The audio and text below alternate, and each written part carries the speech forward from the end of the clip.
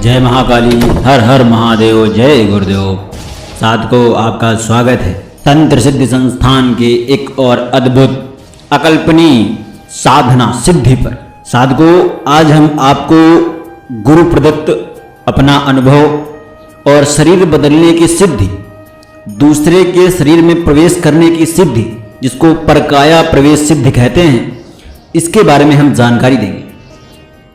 साधकों, आप सबने यह तो सुना ही होगा कि भूत प्रेत पिशाच जिन्न आदि किसी के शरीर में प्रवेश कर जाते हैं, व्यक्ति की आत्मा को दबाकर उसके शरीर पर अपना आधिपत्य जमा लेते हैं, अपनी मर्जी करते हैं, जैसा मैंने पिछली वीडियो में बताया था, और अपनी अतृप्त इच्छाएं उस व्यक्ति के शरीर के माध्यम से पूरी करते हैं। किंतु क्या आप यह सोच सकते हैं कि कोई व्यक्ति खुद जिंदा रहते हुए किसी दूसरे के शरीर में प्रवेश कर जाए, या खुद का शरीर त्याग कर पूरे होशो हवास में, याददाश्त में और अपनी सिद्धियों के साथ किसी नए शरीर में प्रवेश हो जाए? आप सोच भी सकते हैं ये? आपको क्या लगता है, ऐसा हो सकता है?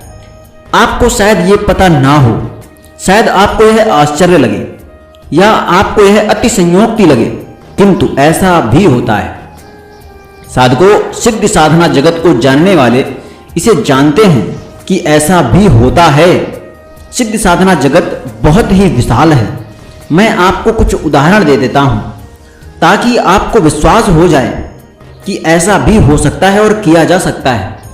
पहला उदाहरण है आदि गुरु शंकराचार्य जी का। आदि गुरु शंकराचार्य से जब मानंद मिश्र की पत्नी जी ने शास्त्रार्थ किया था, तो उनसे कुछ ऐसे प्रश्न किए जिसका शंकराचार्य जी को अनुभव ही नहीं था। तब उन्होंने उस विदुषी से समय मांगा और एक राजा के शरीर में प्रवेश करके उन स्थितियों को समझा जिन स्थितियों पर मानंद मिश्रा की पत्नी जी ने उनसे सवाल पूछा था। जाना उन परिस्थितियों को जिनसे संबंधित वो सारे प्रश्न थे, और 6 महीने बाद उन्होंने मंडन मिश्र की पत्नी को सारे उत्तर दिए। ध्यान से समझिए, यहां पर आदि गुरु शंकराचार्य का मूल शरीर भी जीवित था और उनकी आत्मा राजा के शरीर में भी क्रियाशील थी। कितने आश्चर्य की बात है। किंतु ऐसा ही था, मूल शरीर को संरक्षित रखते हुए दूसरे के शरीर में प्रवेश करके कार्य करने का यह विधान शास्त्रों में लिखा हुआ है। उदाहरण हम आपको दूसरा देते हैं। दूसरा उदाहरण यह है कि कर्नल फेरल एक अंग्रेज अधिकारी थे। ब्रिटिश राज में भारत में जब अंग्रेजी राज था, उन्होंने अपने जंगल प्रवास के दौरान एक जीर्ण शीर्ण साधु को देखा जो नदी किनारे बैठा हुआ था, और वह नदी किनारे गया और नदी में बहते हुए युवा के शरीर को किनारे झाड़ियों में खींच लाया। कुछ समय बाद वह युवा वहां से उठकर चला गया, और जब अंग्रेज फेरल जब उस झाड़ियों के पास पहुंचे तो साधु का शरीर वहां मृत पड़ा हुआ था। तो इसका क्या अर्थ था? क्या साधु ने अपना शरीर बदल लिया था? जी हां, यह उदाहरण अनेक पुस्तकों में लिखा हुआ है। रुद्रयामल तंत्र के भी एक जगह पर परकाया सिद्धि की प्रयोग के जगह पर इस उदाहरण का जिक्र मिलता है। यहां साधु अपनी सिद्धि के साथ, अपनी आत्मा के साथ उस नए शरीर में प्रवेश कर चुका था, और उसने अपने पुराने शरीर को त्याग दिया था। अब वह नए शरीर में फिर वर्षों वर्षों तक जीवित रहेगा। ऐसे ना जाने कितने उदाहरण हैं तंत्र शास्त्रों में, योग ग्रंथों में। न शक्तियों की कोई सीमा है, न सिद्धियों की कोई सीमा है। ऐसा हो सकता है, ऐसा हुआ है।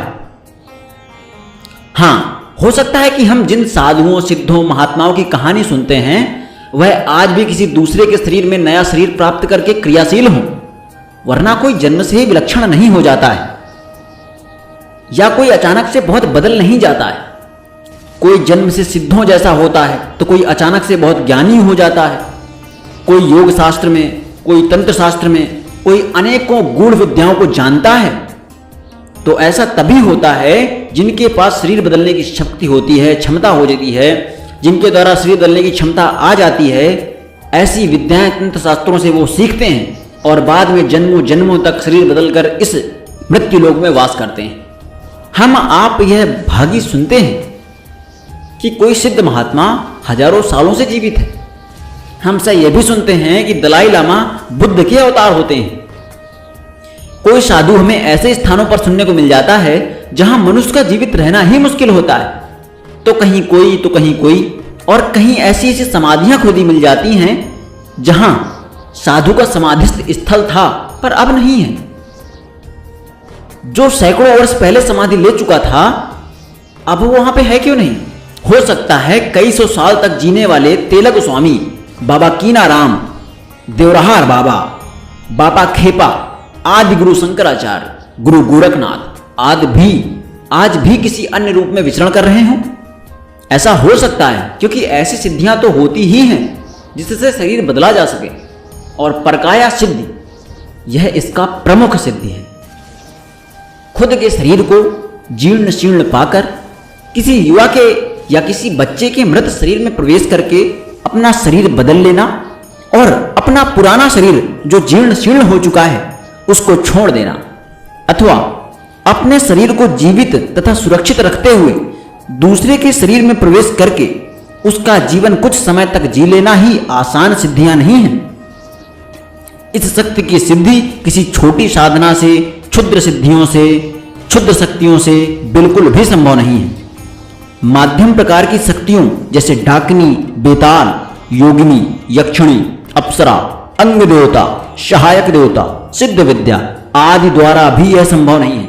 आप समझिए, महाविद्याओं की सिद्धि भी इस तरह की सिद्धि नहीं होती है, ना इस तरह की शक्ति दे पाती है जब तक कि उनका पूर्ण प्रत्यक्षीकरण ना हो जाए और वह पूर्ण रूपेण शरीर से जुड़कर पुनः कुंडलिनी जागरण ना कर दें। इतनी क्षमता की व्यक्ति शरीर बदल सके तभी आ सकती है जबकि व्यक्ति के नीचे 4 चक्र मूलाधार, स्वाधिष्ठान, मणिपुर और अनाहत पूर्ण रूप से जागृत हो जाए। इस शक्ति को परकाया प्रवेश शक्ति भी कहते हैं। और परकाया प्रवेश की क्षमता तभी आती है जब अनाहत तथा व्यक्ति की कुंडलिनी दोनों जागृत हो जाएं, अर्थात यह बहुत बड़ी सिद्धि है। महाविद्याओं, त्रिदेवों, त्रिदेवियों, दुर्गा आदि मूल उच्चतम शक्तियां हैं जिनमें कुंडलिनी जागरण की क्षमता भी है, और ये सीधे कुंडलिनी के साथ किसी न किसी चक्र से भी जुड़े होते हैं। अतः इनके साधक और कुंडलिनी साधक यह क्षमता पा सकते हैं कि वह किसी अन्य के शरीर में प्रवेश करके और उस पर अपना जीवन निर्वाह कर सकें, या जब तक उन्हें चाहिए तब तक वह उसके शरीर में उसकी आत्मा को दबाकर जीते रहें। किसी अन्य के शरीर में प्रवेश कर सकें, वह भी तब जब उन्हें इस तकनीक का पता हो। अपने शरीर से निकलना साधकों के लिए आसान होता है, पर दूसरे के शरीर में प्रवेश करना यह अत्यंत कठिन क्रिया है, जो कि शुद्ध पारलौकिक तकनीकी क्रिया है। सूक्ष्म शरीर में विचरण करने वाला साधक तकनीकी दक्ष हो तो वह यह कार्य कर सकता है। महाविद्या, त्रिदेव, त्रिदेवी, दुर्गा आदि का साधक जब अपने इष्ट को इतना सिद्ध कर ले कि उसका इष्ट शरीर को पूर्ण संतृप्त कर दे, शरीर से जुड़ जाए, मानसिक तरंगों के साथ क्रिया करने लगे, साधक इष्टमय हो जाए, तब पहले तो इष्ट से संबंधित कुंडलिनी का चक्र जागृत होता है और फिर धीरे धीरे कुंडलिनी का वह यथार्थ अनाहत चक्र भी पूर्ण रूप से जागृत हो जाता है। यही एक क्रिया है जहां से हम कुंडलिनी को पूर्ण रूप से जागृत किया जा सकता है। अनाहत के जागरण पर साधक परकाया प्रवेश की शक्ति पा सकता है और चाहे तो अपनी वृद्धावस्था आने पर अपना शरीर त्याग कर कम उम्र के मनुष्य के अंदर प्रवेश करके उसका शरीर प्राप्त कर सकता है। हाँ, कर्म बोझ उस व्यक्ति के साथ जरूर जुड़ जाएंगे जिसका वह शरीर प्राप्त करेगा।